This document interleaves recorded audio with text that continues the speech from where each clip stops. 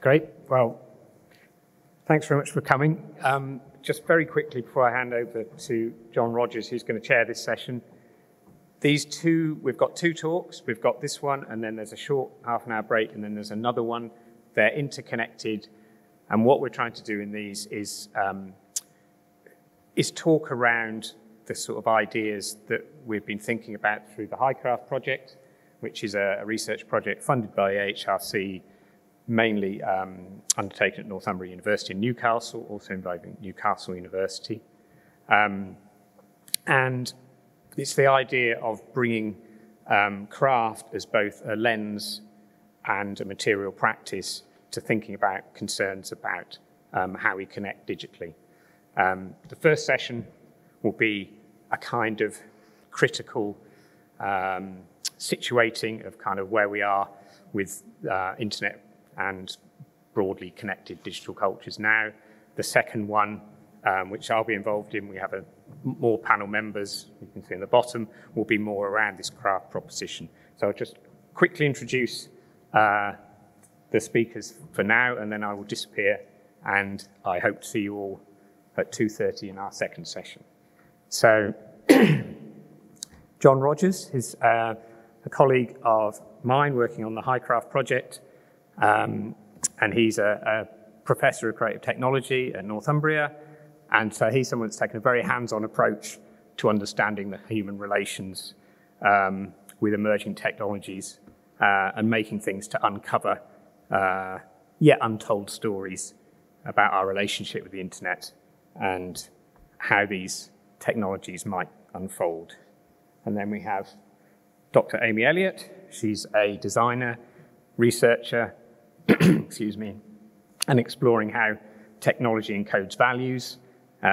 She spent 15 years working in Silicon Valley, collaborating with Xerox PARC. She's been working strategy for IDEO and design director at Simply Secure. And she has led teams looking at accountability for AI, IoT, and digital rights more broadly. And then we have Professor Vladimir Zoller, who's an academic, researcher, and artist, and he works blending critical design, data investigations, counter-cartography, investigative journalism, writing, data visualization, and other disciplines. So he likes to explore and visualize different technical and social aspects of algorithmic transparency, digital labor exploitation, invisible infrastructures, and other sort of contemporary phenomenon in the intersection between technology and society. So it's going to be a great session, and I hope to see you back at 2:30 for the next one. Hello, is that all okay? Hi, we're just three friends coming together. We've known each other quite some time. I feel that we have been working at the kind of front face, back stack, full stack of the internet for so long, and we thought we would talk about that with you today. This is unscripted, and we may leave you worried at the end of this, but don't worry, because in the second half, it's all going to come together beautifully. And if maybe I could have a slide here, let's do this. Yeah, this is wow, this is the internet.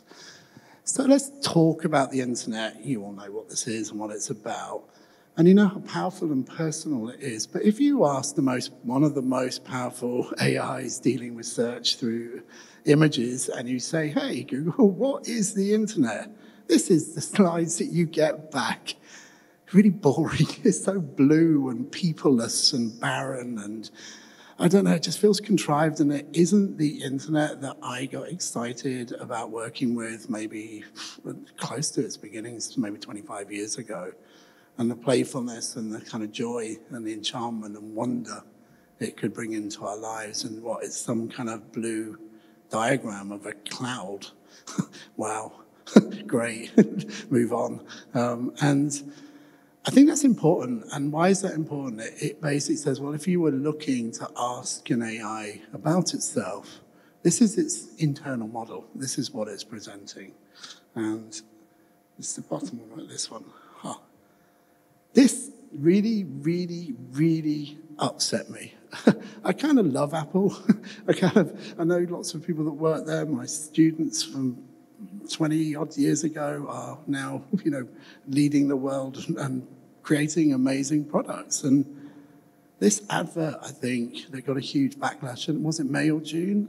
You saw this, and if you haven't, it will crush your soul, quite literally. And being somewhere like the V&A, which I think is, yes, it's a beautiful museum, and we love coming here. I loved coming here as a kid. I think it's an act of resistance. It is where we come to look to who we are and what we make. And if Apple had their way, they might as well have had the V&A there in a vice being crushed. That hurt me, and it made me go, I want to fight back. So let's this feels personal, and in this place, it feels relevant. And then I used to give a slide that was, a year in the internet. Let's look at the really key moments that changed the internet. And I started doing this, and then I realized I hadn't eaten for 3 days, and I hadn't seen my children. And my wife was going, what are you doing? And I was only got through a week of delving into the news. So I thought I'd just give a couple of weeks. These are just mainly from my Guardian app. I grab the screens and do that. And I think it tells you everything about someone's going to be a trillionaire, or the workplace is tracking all of their people. The amount of power that these data centers are using is 662% more than previously revealed. I mean, this story this is what you see. This is what we get. This is what's in your pocket. This is how we are living their lives. And I'm going to come back to the little one on the left, which is from The Economist, a little bit later. But it's worrying, and you should be worried. We are living in a time of climate crisis, and we are literally burning the planet. And for what and how? The internet is often called a walled garden. Okay, this is a bit of a therapy session, isn't it? That annoyed me too, right? This is the walled garden. This is my allotment. I live in a beautiful village called Cellardike in Fife, Scotland. You should come and visit us. And this is my mother-in-law visiting from Australia with my son, and we're making a little wall in our own community garden. It is a safe, nurturing place for me, my son, my family, the community I work with. In lockdown, this was incredible to be able to go there and to share, but also the little itty-bitty plants that you can grow and protect from the wind and the rain and the bloody pigeons that come in and eat them. This is a safe place. This is meant to be safe, and it's meant to be nurturing, and it's where you can grow.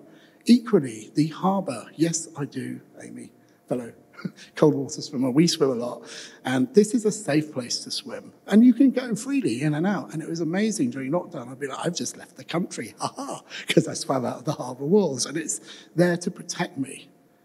That's not the walled garden of the internet, is it? And I'm going to come back to this. This kind of blew my mind. This is from my 3D printer the day before yesterday. This is a pixel. That the only part that me as a human played was being told by an AI to move the SD card from my computer, from my laptop, to the 3D printer. I said, hey, ChatGPT, can you make me the file I need to print a 1 centimeter cube, please? We did a few back and forths, told me to move it, and I printed it. This is a building block of AI coming off my screen into the physical world. And I've been working in this stuff for a long time. It kind of hurt my head, and I still kind of hold it and play with it. So the power is enormous, and it's coming into our world, and this is 1 pixel. And I know what I did with 1 or 2 pixels in the 80s on my ZX Spectrum as a 12-year-old, going, wow. And now, what is this going to do with these building blocks? And to think about that. So really, that's sort of a setup for 2 very, very smart, very, very experienced friends and researchers and people and brilliant minds who are going into really what is the internet and how are we a part of it. Amy. Thank you, everyone. I'm here to provide some inspiration and provocations from North American forests as a metaphor and a way to understand the internet. And I want to kind of drill down on the idea of monocultures. So these are two historical photos of North American forests. They're small people in there for scale, just so you can see what you're looking at. Both of those images have a human. And words like ancient or primordial are often used to describe these intact ecosystems that worked for thousands of years. But I think it's also important to stress that these are resources that still exist in smaller areas, and their destruction really happened in living memory. Something in particular happened, which is forest became timber. Timber as an idea, this kind of collective noun, a commodity. And this is a group of soldiers. And I think it's particularly interesting and a bit of foreshadowing to what Vladim's going to be sharing, that these forests that were intact ecosystems full of diverse kinds of plants became this commodity called timber. And the United States War Department created a spruce production division. This is a spruce tree. And where did all that spruce go? Into World War I. So just the state of Oregon, one of many states in Western North America with these kinds of forests, alone produced 1.4 million feet of spruce. That's 400 and either 27 or 72 kilometers of spruce for the war effort. And, oops, wrong way, sorry. The result of that is the forests were cut down. And something interesting happened, which was a valiant effort to replant. This replanting is a monoculture. This is a tree plantation of baby trees, baby fir trees, or these spruce trees. And I'm calling this out because some of the metrics for success of this, we still see this on packaging about how many millions of trees were planted. And we're doing a good job because we planted more trees than we cut down. And these are absolutely not equivalent, like not at all. Replanting alone does not repair the damage to these ecosystems. So I would really like to foreground and emphasize the work that Robin Wall Kimmerer did. She is a professor and an indigenous Native American woman from the Potawatomi tribe. And this book, Braiding Sweetgrass, I actually put the QR code because I think everyone should read it, really informed a lot of my thinking on this topic. She speaks clearly and eloquently about grief and loss and the harm, the genocidal scope of harm that comes from the destruction of these forests and that rich culture. And as a particular story that I think is worth foregrounding, now I am an American from California. I'm descended from pioneers, the people who logged the forest and kind of destroyed everything. She shares the story of someone named Franz Dulp, who was alive until 2004, rewilding a forest. His mission and goal was to recreate an old growth forest in Oregon from an area that had been logged, and then when the trees got to be about 70 years old, was logged again. And I think that this is an interesting inspirational example that it is possible to live differently. It is possible to roll up your sleeves and work hard and get different results.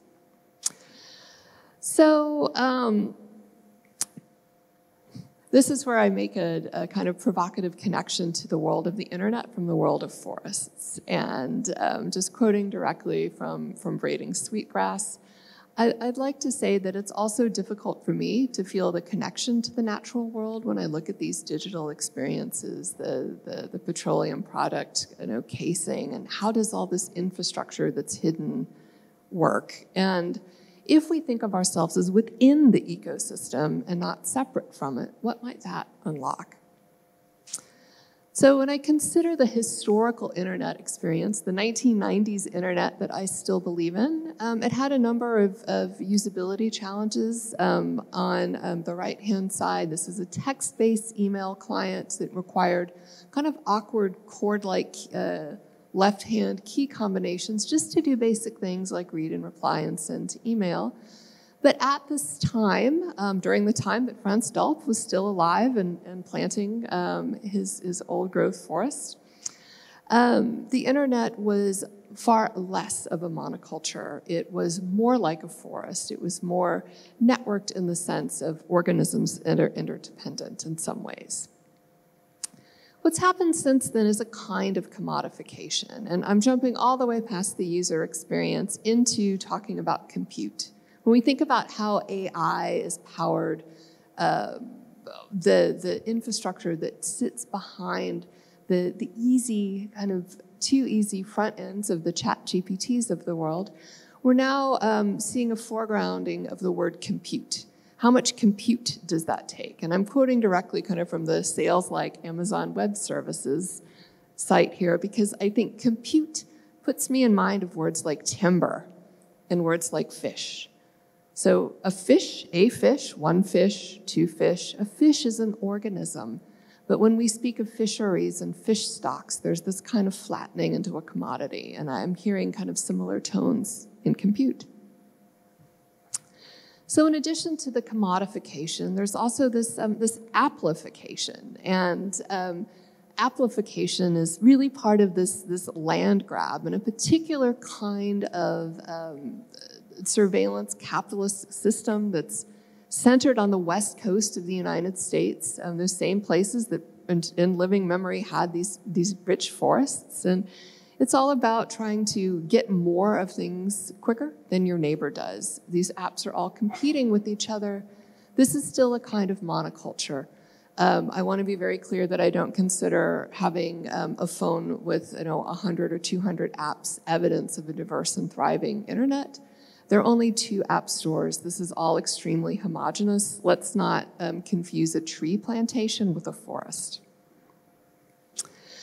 So as a provocation, I would encourage us all to find these moments in our daily life as we have these mediated digital experiences to think about where rewilding might happen. I want to specifically kind of cite the work from Farrell and Burjan, wrote this terrific essay that influenced my own thinking on rewilding the internet. They dig into some more details about the infrastructure, but as a provocation, where are these moments that we can try to resist a monoculture and create something more forested? I'll leave this up and pass the clicker along. I hope that these questions could be provocations for some of our Q&A time. Okay, thank you. This was, really nice, really beautiful. And I need to say that I was really struggling for several days how to fit what I do into this topic of rewilding the internet and monoculture and stuff like this. And then I realized in one moment, basically reading the same article, that what I do, basically it's about the soil. It's about the underground of the internet. It's about invisible. No? So, and I also connected to this idea, and I was thinking, okay, it really reminded me to this. I mean, we can agree or not agree with that guy, Varoufakis, or about this idea of feudalism, digital feudalism. But for me, it's really interesting metaphor to start with, especially in this context of ground and soil. Because if we start to think about this idea of digital feudalism, basically someone else owns the soil, someone else owns the land, and we are all some kind of like feuds, like living on the top of this land and working there, but basically all the fruits, again, belongs to the master or whoever. So I found that idea like really, really interesting. And what I'm doing, so I'm going to speak about underground. There is also another fantastic story about these warlocks and morlocks that lives under the earth, and one are producing things under like resource materials, and then on the top you have some kind of like really utopian society of like people watching into the screen. So there is so many wonderful metaphors about this like ground and on top of the ground. So I will speak about the underground. So what I do, it's usually some kind of like really crazy big black maps. So for the last 10 years, I'm like mapping the underground, like basically mapping what is behind our screen. So it started with some kind of investigation of networks, and then it went, the first big black map was this one. It's called Facebook Algorithmic Factory. And so under the ground, basically, there are factories, no? And I was obsessed with this idea of like factory, how this like a labor relation look like, where, you know, like, because like for years we live in some kind of like strange environment in which we do things, we participate in something, but then somebody is earning money on that, like maybe you get something back. You're all the time trapped into some kind of reputation economy, but basically there is a factory there, no? So I became obsessed with this idea of factory, and this is my first drawing of the factory floor. Yeah, so on the left side, it's this kind of like extraction, how basically the data, clicks, and whatever is extracted from us, basically from biomass, from us as a resource of extraction. And then in the middle of the map, there is some kind of completely obscure things going on. And then on the right side there is some kind of profit going out, or in this case, basically the product is a targeted human beings sold as targets for advertising or whatever, no?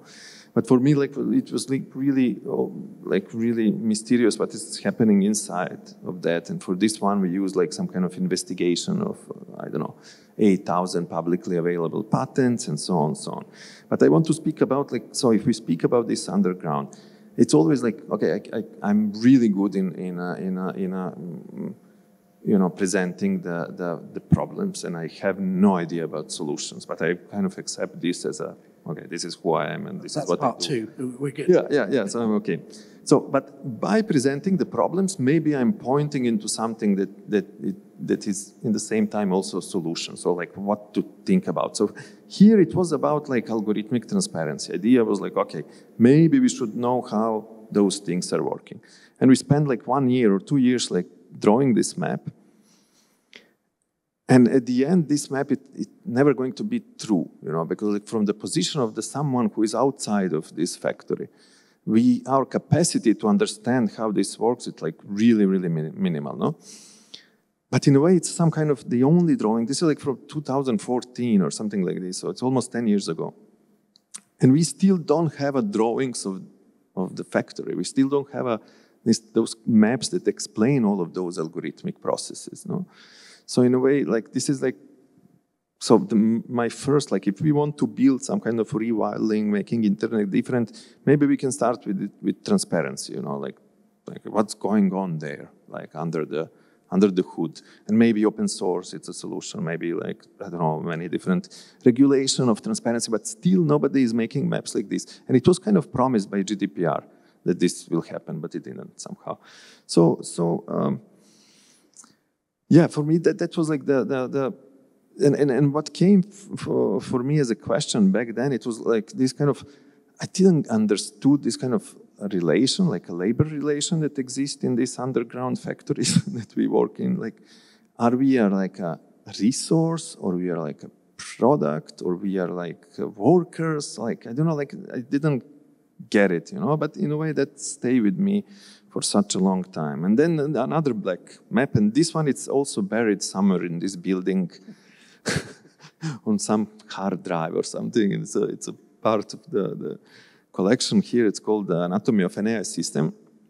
And then my complete confusion and happiness in the same time of like this kind of investigation of the underground really led to an underground. Like this is like really story about underground, because on the left side of the map it's starting with the elements and geological process, but it's also about mines, mining, and so basically this kind of like it's not just like underground of shady processes. It is also like real earth, real holes in the grounds. And also, if we think about ground, when I started to think about this like energy that is being like used for everything we do, I had this kind of really idea of like every time you click something online, you're creating like physical hole in the ground because you're burning something usually, like burning some coal, somewhere made.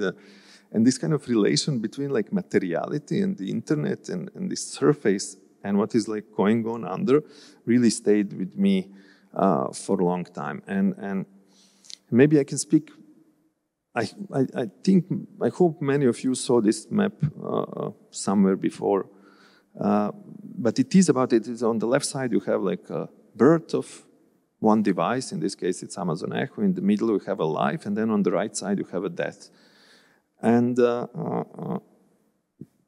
it was like when we were doing this, like when I was doing this with Kate Crawford back in 2017, published in 18. It was kind of like but today it's like completely, this is what we are living, like this is like, if we think about like AI and what is happening with that, this map still explains the main battlefields, no? Like, so on the left side, it is about like this kind of race for critical materials that is happening, like basically this supply chain completely became militarized in a sense of like you have like different kinds of like, geopolitics became like so involved into supply chains, so that part of the map exploded in a way in fire, But also the middle of the map, like this kind of like a race to conquer every piece of information that ever exists, and every book ever written, every sound ever recorded, and to acquire that and extract that and basically transform into the models became another battlefield that all of them are like now racing on. So I found this one like still really powerful tool to understand the complexity of invisible. So I'm like invisible like systems and complexity that exists there. So I was kind of like always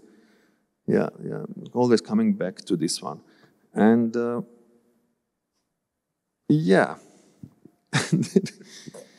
then this is the new one. It's called Calculating Empires. I will try to show it, the live version here. It is really big, and we had like realized in one moment, okay, with Anatomy of an AI, we went into this kind of, okay, it's not just about data flows. It's not about data. It's not even about user. It's also about the earth. It's also about labor. It's also about critical materials. It is about like exploitation of inequalities and stuff like this. And then with this one, we said like, okay, but maybe we can rewind like 500 years and start from there and try to do some kind of genealogy of all of those systems. And it went really wild. It went really wide. It's like 24 meters of condensed media history. So it's like communication, history of communication, history of classification, history of computation, and history of control. And everyone knows that it's always wrong, no? You should, like, no one should do it. I mean, like, it's a kind of suicidal attempt in many different ways. But what I understood with this one is like those things already happened before, and they're happening all the time. And then, like you can investigate technologies and you can think, okay, the first crazy idea. It's like, technology is neutral. No, it's not neutral at all. It's always embedded in how the technology is made. Many things are embedded in the code, in interfaces and whatever, so it's not neutral at all. But with this map, I realized not it's just the technology is not neutral, but the environment in which this technology is, it's also not neutral. And it's basically the same things that are, like if we start with European colonialism and whatever, the reason why we are always ending up in the same shit is because the main settings are wrong. So the main ideas, main values, main values that are embedded in our society are wrong, no? So we will always end up in the same situation, no? So for example, I don't know, this is like, 1850s and something like this.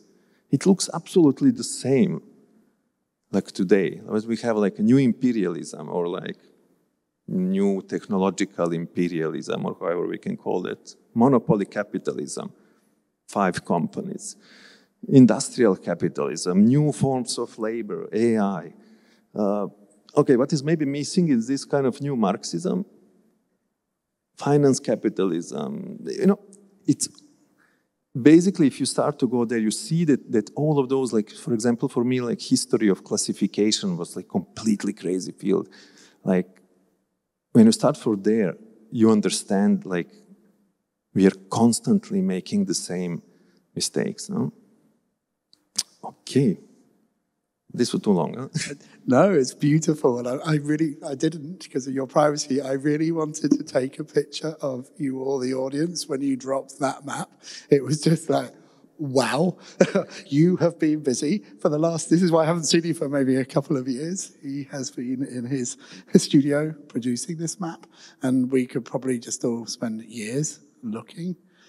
I think this idea of, one of the things bringing up scientific racism, and I think it's inequality. So today is, I think, the equinox. I love the equinox because then suddenly there's a sense that we all have the same day length.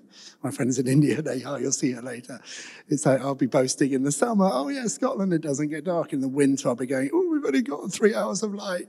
Today, we all share as a planet the same day length. I think that's really, really powerful. And we should try and latch onto this. There are natural systems of equality and inequality. But when you put them into this artificial system, at standardized time, it's also like some kind of imperial technology as well. We're in the V&A. Yeah. This is the home, and the college that I studied at just over there it's still called Imperial. What do you think? You've seen this from the user interface point of view, and Silicon Valley and Berlin now, I have a lot of thoughts about empire, and I think as an American who spent kind of formative years of my career kind of growing up with the internet in some very specific California ways, I think that many of the people in my peer cohort have very poor tools for seeing, naming, and identifying power. And I think that you see this most egregiously in Google, who, despite becoming a global behemoth, still has this picture of itself as a scrappy upstart of, oh gosh, we're just a bunch of crazy kids trying to do something, and the whole kind of travesty of their "don't be evil" as a slogan. I think there's a lot to unpack there for scholars of technology, and absolutely that's a kind of empire with particular kind of rules, and I look forward to seeing how discussion of kind of the changes, radical changes since the late 1990s to the present, and how that power consolidated. It wasn't obvious that it was all going to consolidate in this handful of companies. But it did. What I found is like there is always what I found. Of course, I didn't find that. But what did you discover, Vlad? No, nothing. Absolutely nothing. It's always the same. So you have like first, it's a wild west, no. So like those carriages go around someone else. Chop down all the trees. Yeah, or someone else land and go and then like putting the Kill the people that are there and take all the stuff. So it's just like running for resources, no? And then basically the second step is basically kind of enclosure of what you manage to conquer. And then from enclosure, you go into commodification and then end up in some kind of grouping of several different entities owning like a lot of things. And then like this kind of like, if we are again in United States, this kind of like American bourgeoisie, like Rockefellers or whatever, it's all the same thing. It is like either resources, materials, same as here, like, or it's networks, railroads, telegraph, communication. So they all build money on the same thing that the ones today are doing. You know? Yeah, and I wanted to throw in that.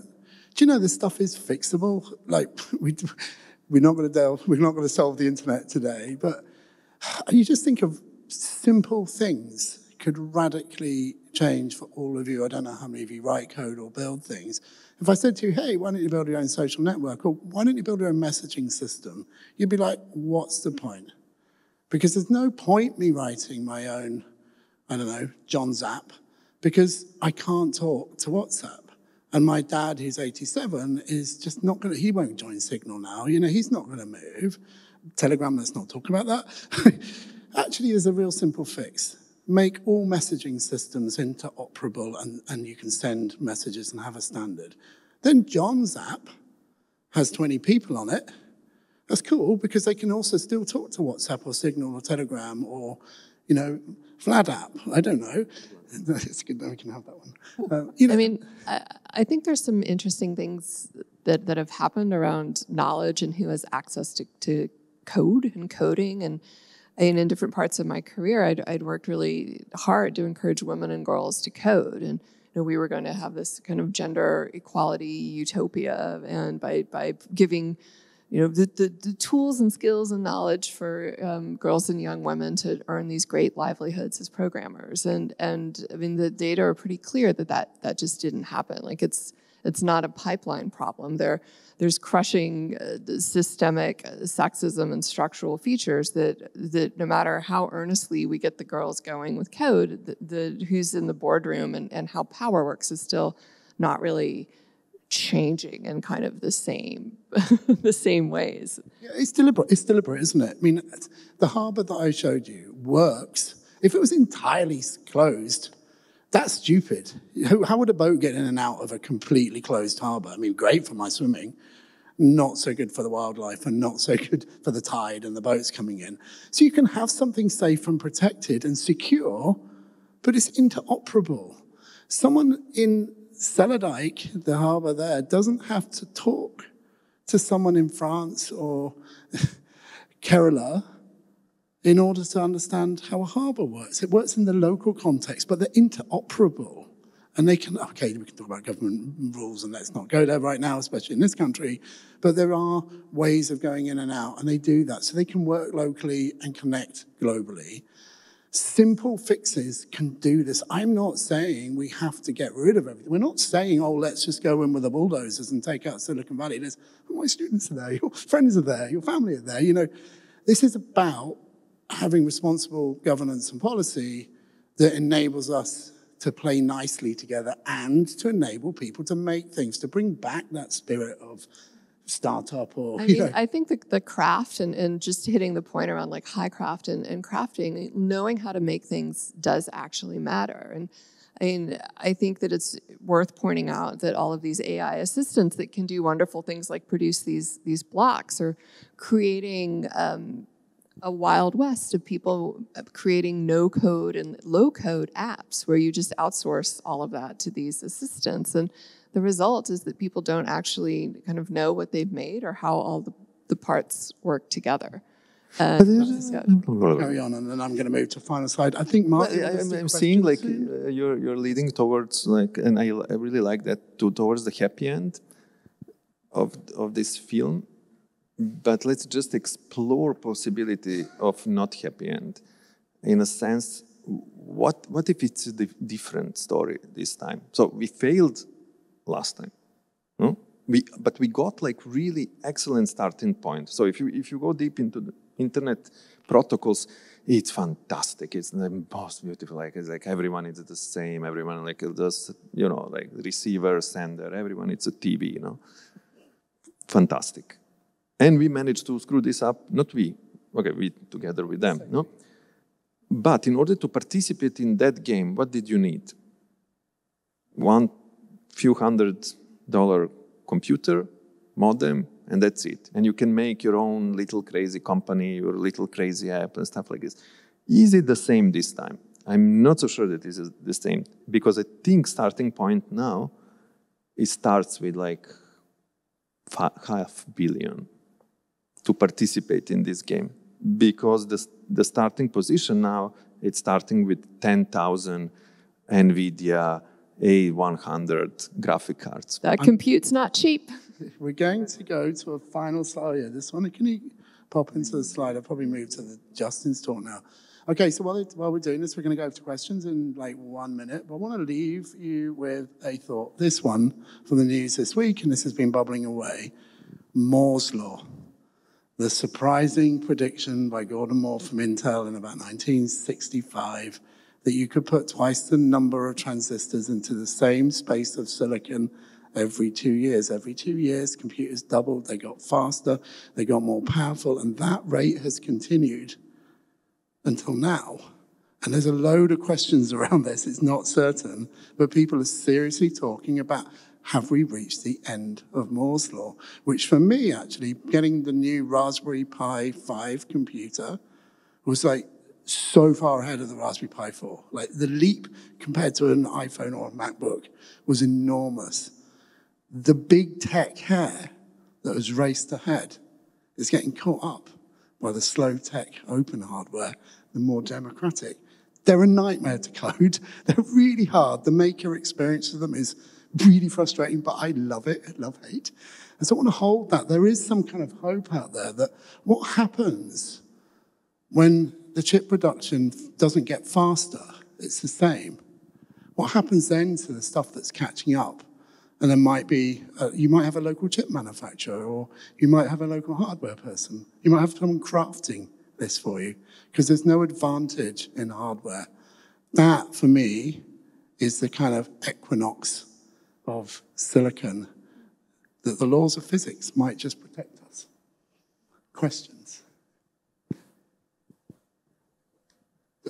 Who's managing questions there? I think a mic is coming to you.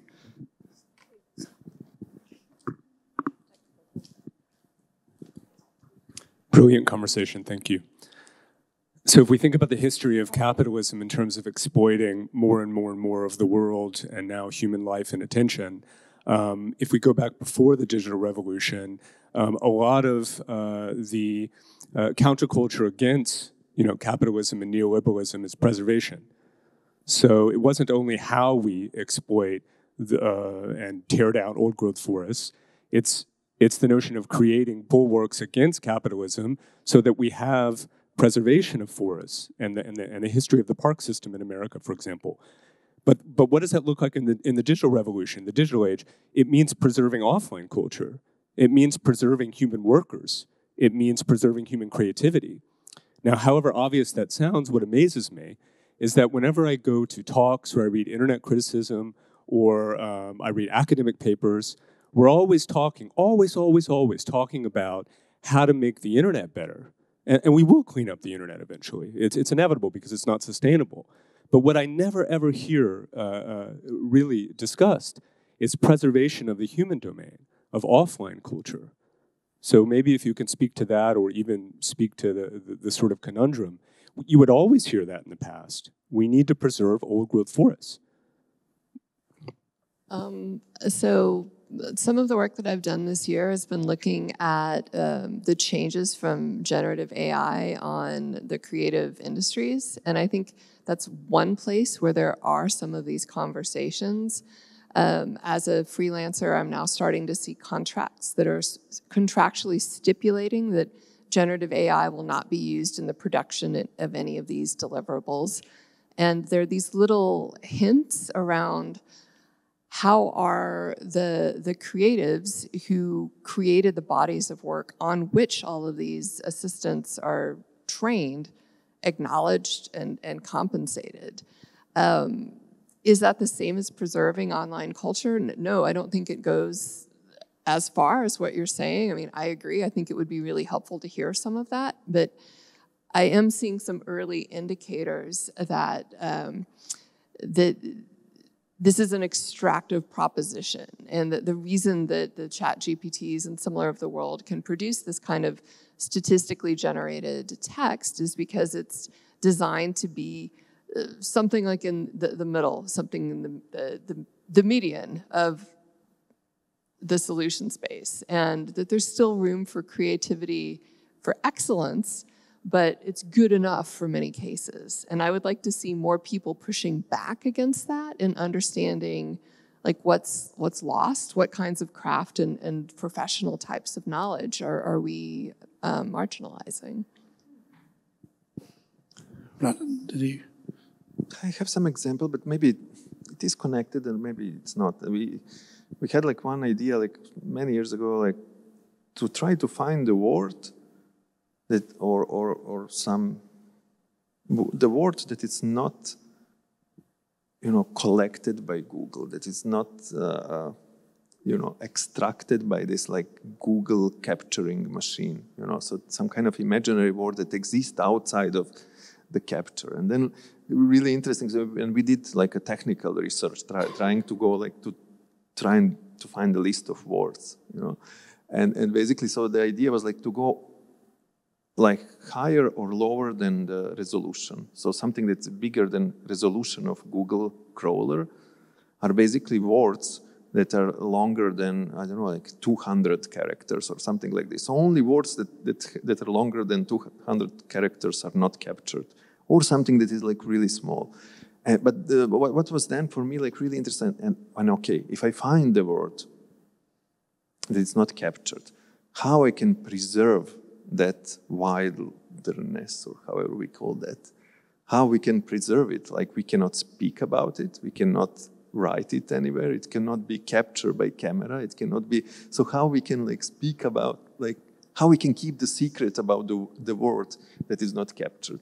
And in a way that I found it there like really some kind of beautiful idea about like ecology of not conquered spaces, words, ideas, and how to deal with them, and like, yeah, have no idea. Where's the map without the flags? Where's this? But coming, and again, we are going to come, that's sort of the point of these two talks, coming back to that, because from our perspective, I'm very interested in the people and the livelihoods and the people that make things. To shift in an economy from a handful of people and companies to the tens producing products for tens of millions or hundreds of millions of identical imaginings of a person, to switch that to a kind of more craft-based, localized economy where tens of millions of people are making tens or hundreds of products. A bit like, you can take this example to bread and the local baker.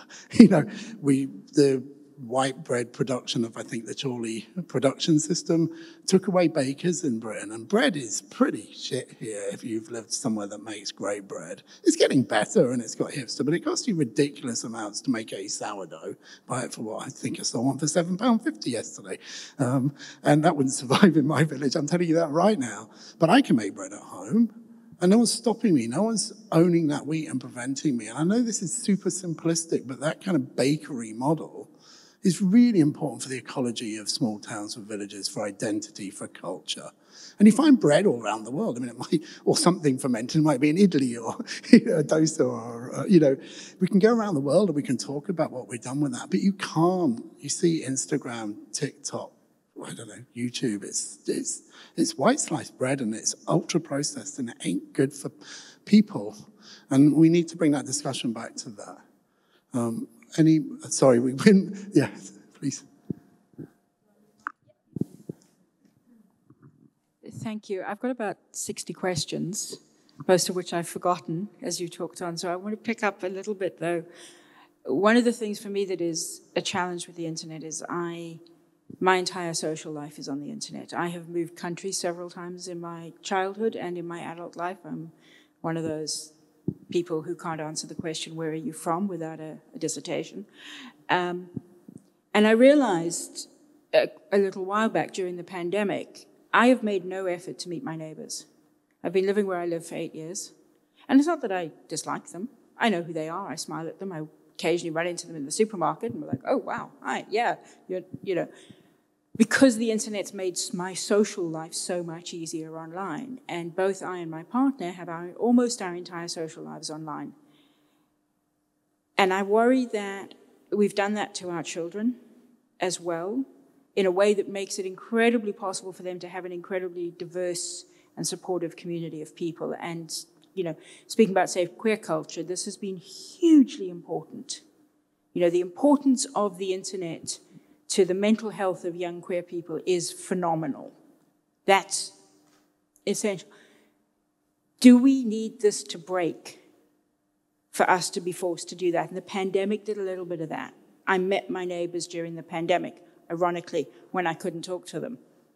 I couldn't visit their houses. And I'm just wondering, because you talk about the development of capitalism and you talk about empire, and I am definitely, is that map online somewhere? Because I want to spend the rest of my life reading it, please. No, don't go too, yeah. Don't worry, my students will hate you because they're going to do that for the rest of the year. Sod what they signed up to study. But you talk about the empire, and what broke empire was an incredibly destructive pair of wars that are effectively, historians now agree, kind of to one war extended with a little bit of gap in the middle. Are we going to have that happen for this to be disrupted properly? And I mean really disrupted, not Elon Musk tech speak disrupted. I guess I'm the pessimist on that side of the room, aren't I? I don't think empire ever broke, but no. This is what I didn't saw that. I see there's some kind of a cosmetical changes in the shapes of or names of empires or whatever, but in a way the same logic of extraction, it's there. You know, like if you compare the way how we extract minerals and metals, it's the same system of this kind of colonial, you know, triangular trade. It's basically became global trade. It's just it's really similar. I think it's just changing the shape and this kind of dynamic of I don't think it changed. And especially you can also trace systems how we are naming things, classifying things. They all come from that period. They are extensions of idea. You know, for example, emotion recognition technology. It's coming out of this kind of crazy book by Charles Darwin about universal emotions, you know, but it's stick there, so people think that all the people are expressing emotions on their faces in similar way, and because of this now today we have applied this into emotion recognition technologies and so on. So those ideas continue. You know, I don't think we have we have breaks. We have just some kind of transformations of power, you know.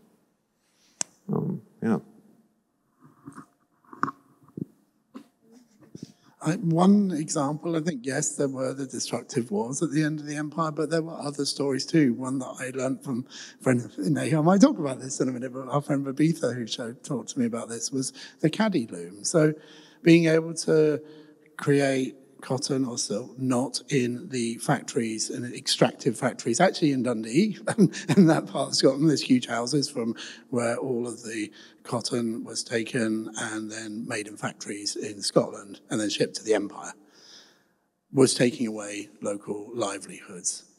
And to be able to then say, well, actually, there was a way of doing this locally. We knew this for thousands of years of spinning your own. It looks a bit like a bicycle wheel. It's in the middle of the Indian flag.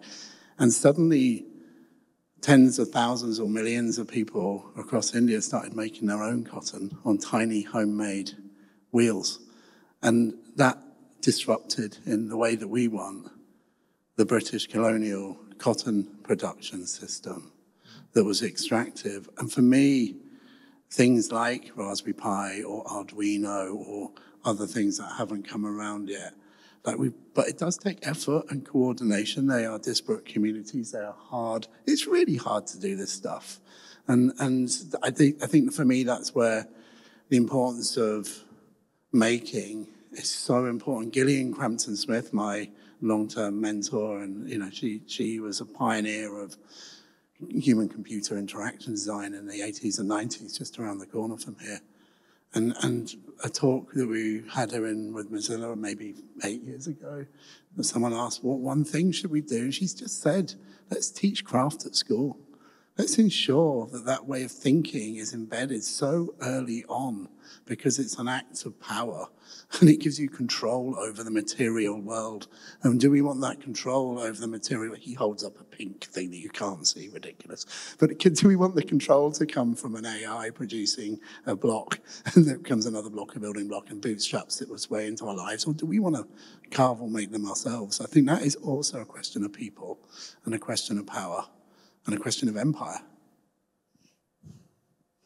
And I don't know if we have time for one more question. Are we? Yep, we have other. Thanks. Thank you. I think you partially answered a question I'm going to ask, which is, what do you individually plan to do? So what I've heard is regulators, commercial companies will continue and maintain a status quo and are not able to overcome some of the inequities that you've talked about. And yet the problems are very complex based on the mapping you've done. A normal citizen would find it very difficult to understand AI, the internet, and so on. So how do you get more power to the citizenry to actually affect change? Because frankly, by looking at the mapping that you've done, which is enormously helpful, the number of people who would understand it and then say, therefore I should do this, is probably very small.